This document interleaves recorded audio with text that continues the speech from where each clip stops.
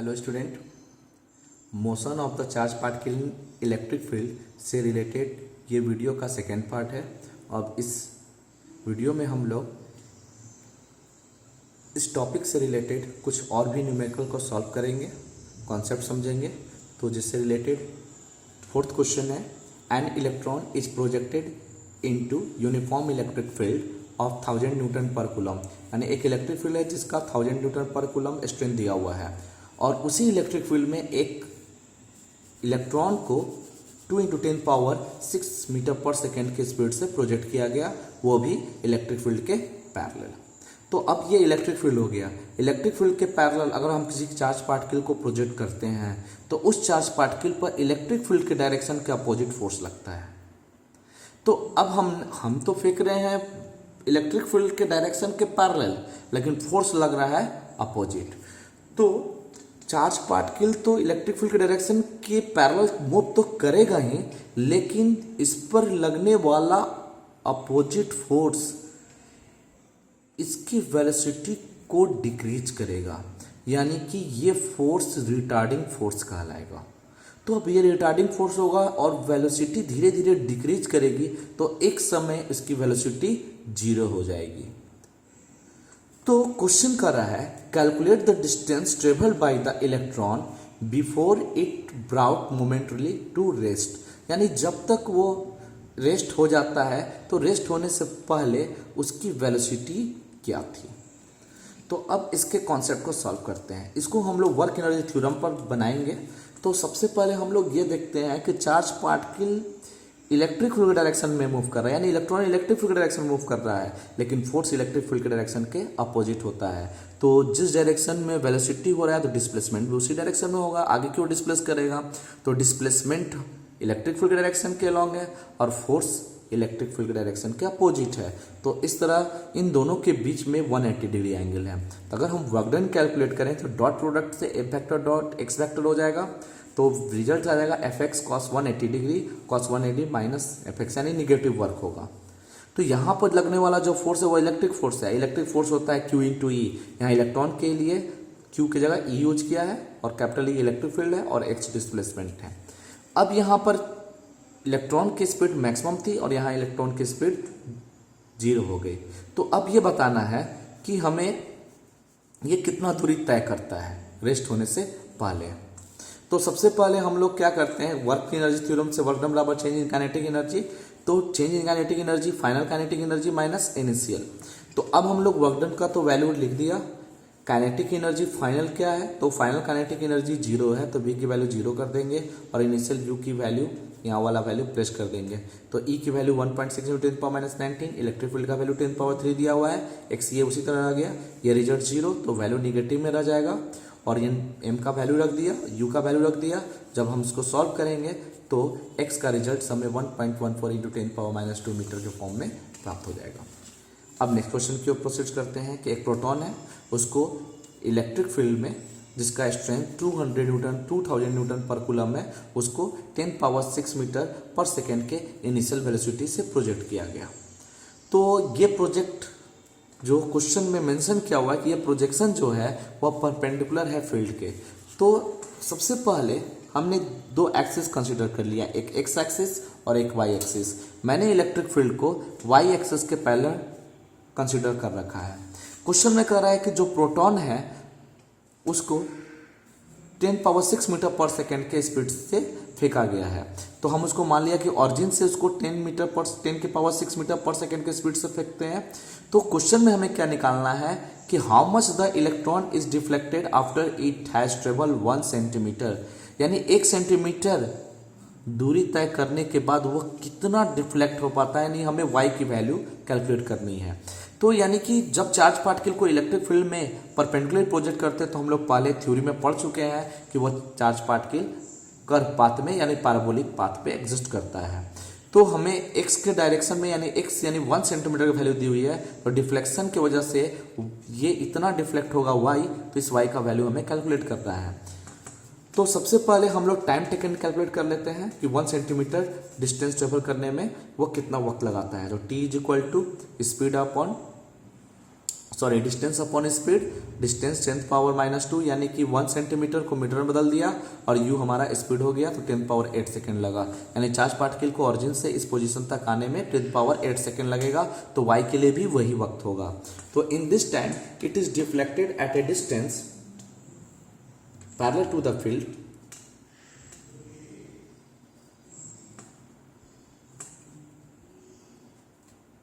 Given by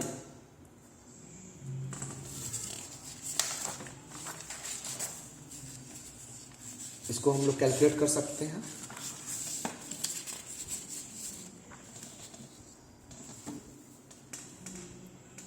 s बराबर ut plus half AT square से, तो s का वैल्यू कितना हो गया, तो s का वैल्यू हमें कैलकुलेट हुआ है y, यहाँ s का वैल्यू y है। इनिशियल y की डायरेक्शन में देखेंगे तो y का कंपोनेंट 0 है, क्योंकि इस डायरेक्शन में जब चार्ज पार्टिकल को हम लोग इलेक्ट्रिक फील्ड के पैरेलल परपेंडिकुलर प्रोजेक्ट कर रहे हैं तो इसका परपेंडिकुलर कंपोनेंट 0 होगा, यानी इनिशियल वेलोसिटी uy 0 होगा, यानी uy 0 होगा, ये uy है, तो uy 0 हो गया, ये टर्म 0 हो गया। 1/2 a एक्सेलरेशन आ चुका है, एक्सेलरेशन को हम लोग कैलकुलेट कर सकते हैं, पीछे फॉर्मूला है QE/m हम लोग पहले पढ़ चुके हैं, और t जो है टाइम 10 पावर -8 का होल स्क्वायर हो जाएगा। जब हम इसको सॉल्व करेंगे तो y is equal to 1/2, result है 1.6 इंटू 10 पावर -19 प्रोटॉन पर चार्ज होता है, इलेक्ट्रिक फील्ड 2000 दिया हुआ है, और मास प्रोटॉन का होता है 1.672 इंटू 10 पावर -21 kg, और ये वैल्यू 10 पावर -16 हो गया। अब इसको हम लोग सॉल्व करके रिजल्ट प्राप्त कर सकते हैं। अब जब हम इसको सॉल्व करेंगे तो इतना मीटर हमारा कैलकुलेट आएगा, इसको आप डिवाइड कर लीजिएगा। नेक्स्ट क्वेश्चन देखते हैं। A pendulum bob of mass 0.2 kg having a charge of 2 into 10 power -4 coulomb is at rest in uniform and horizontal electric field of strength इतना। ये इंपॉर्टेंट क्वेश्चन है, इसको ध्यान से समझिएगा। A pendulum bob of mass 0.2 kg, यानी एक Bob है जिस पेंडुलम का बॉब जिसका मास 0.2 kg है, उस पर चार्ज दिया हुआ है Q = 2 into 10 पावर -4 कूलम।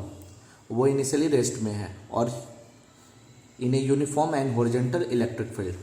तो सबसे पहले हम लोग देखते हैं कि एक हॉरिजॉन्टल इलेक्ट्रिक फील्ड ड्रॉ कर लेते हैं। अब इस हॉरिजॉन्टल इलेक्ट्रिक फील्ड में हमने एक पेंडुलम को सस्पेंड कर दिया। हालांकि इस पेंडुलम पर चार्ज दिया हुआ है, तो चार्ज का जो नेचर है वो ऑलरेडी प्लस में है, तो इसका मतलब ये है कि इस पर जो फोर्स लगेगा वो इलेक्ट्रिक फील्ड के डायरेक्शन के अलोंग लगेगा, यानी इस चार्ज पार्टिकल पर फोर्स लगेगा वो इलेक्ट्रिक फील्ड के डायरेक्शन के अलोंग, तो पेंडुलम कुछ ऊंचाई को रेज करेगा। तो सपोज दैट पेंडुलम अब कुछ एंगल्स भी सब्सटेंड करेगा थीटा, और इस पर फोर्स लगा एफ फैक्टर, तो पेंडुलम यहाँ से यहाँ की ओर रीच कर गया। तो अब हम लोग ये देखते हैं कि calculate the tension in the thread and the angle which is make with the vertical. Vertical से वो कितना एंगल सब्सटेंड किया और इसमें कितना टेंशन आ रहा है। तो अब ऐसी स्थिति में इसके कंपोनेंट को ब्रेक करते हैं। तो कंपोनेंट को ब्रेक करते हैं तो इस फिगर को क्लियरली समझने के लिए फिर से रिकंस्ट्रक्ट करते हैं। मान लीजिए इस बॉडी पर मास m तो था ही 0.2, तो इसका मास m माने हैं, तो मान लीजिए mg नीचे क्यों लगा, ये पोजीशन वो हुआ, ये वर्टिकल हो गया जिससे ये थीटा एंगल सब्सटेंड कर रहा है, टेंशन t हुआ। तो अगर इसी लाइन के पैरेलल यहाँ एक लाइन ड्रॉ करेंगे तो अल्टरनेट एंगल से ये एंगल थीटा हो जाएगा, तो t का कंपोनेंट यहाँ होगा t cos थीटा, थीटा के एलोंग जब लेंगे तो वो वाला कंपोनेंट t cos थीटा होगा, और एक परपेंडिकुलर कंपोनेंट होगा t sin थीटा जो इस डायरेक्शन में लाइज करेगा, ये वाला कंपोनेंट t sin थीटा हो गया। अब हम लोग ये देखते हैं कि इस पर जो फोर्स लग रहा है वो टी साइन थीटा के अपोजिट लग रहा है। अब चार्ज पार्ट के लिए यहाँ पर इक्विलिब्रियम के पोजीशन पे आ जाएगा, तो ये बॉडी यहाँ पर आकर स्टे कर जाता है किसी इंस्टेंट। तो वैसे स्थिति में वो रेस्ट तभी हो सकता है जब टी कॉस थीटा को mg बैलेंस करेगा और टी साइन थीटा f के द्वारा बैलेंस होगा। तो अब निकालते हैं at equilibrium T cos theta is equal to, पहले T sine theta is equal to F और T cos theta is equal to mg। अब दोनों इक्वेशन को डिवाइड करते हैं, तो फ्रॉम फर्स्ट एंड सेकेंड, तो T sine theta upon T cos theta is equal to F upon mg।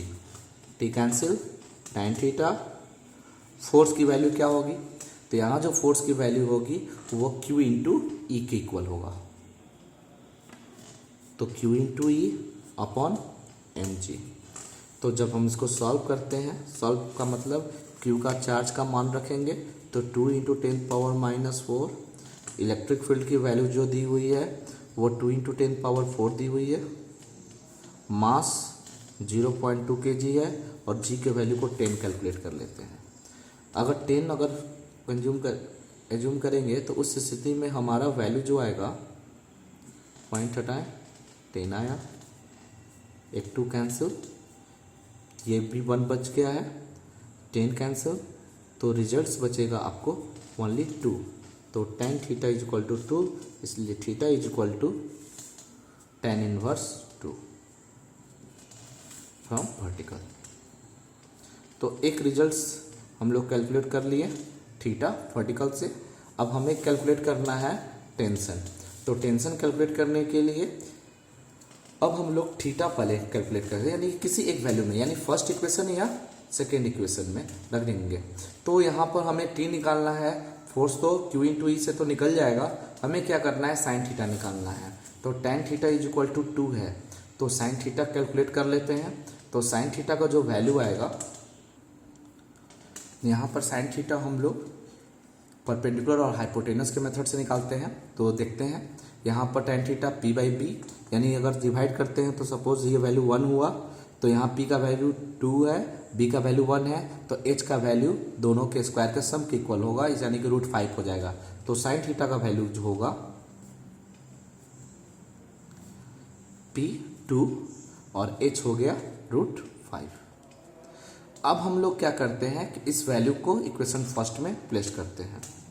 तो from equation first, t sine theta 2/√5 और f की वैल्यू Q इंटू ई है, तो t is equal to Q का मान है 2 into 10⁻⁴, e का वैल्यू है 2 इंटू 10⁴, और ये हो गया √5 अपॉन 2, 2 कैंसिल, तो ये वैल्यू 2√5 आएगा। आप इसको सोल्व कीजिएगा तो 4.47 न्यूटन वैल्यू कैलकुलेट होगा। ये आंसर हो गया। ये वैल्यू को सॉल्व करेंगे, एक बार फिर से बता देते हैं। जब इक्वेशन फर्स्ट में T sine theta is equal to F है, तो वैल्यू रखेंगे टी का, टी रह गया, साइन थीटा का वैल्यू 2/√5 Q इंटू ई। अब हम लोग वैल्यू को सॉल्व करते हैं, टी इज इक्वल टू, तो क्यू ई, तो Q का मान दिया हुआ है 2 इंटू 10⁻⁴, ई का वैल्यू इतना है और √5 ऊपर जाएगा बाई 2। जब सॉल्व किया तो 4.47 न्यूटन आंसर कैलकुलेट हो जाएगा।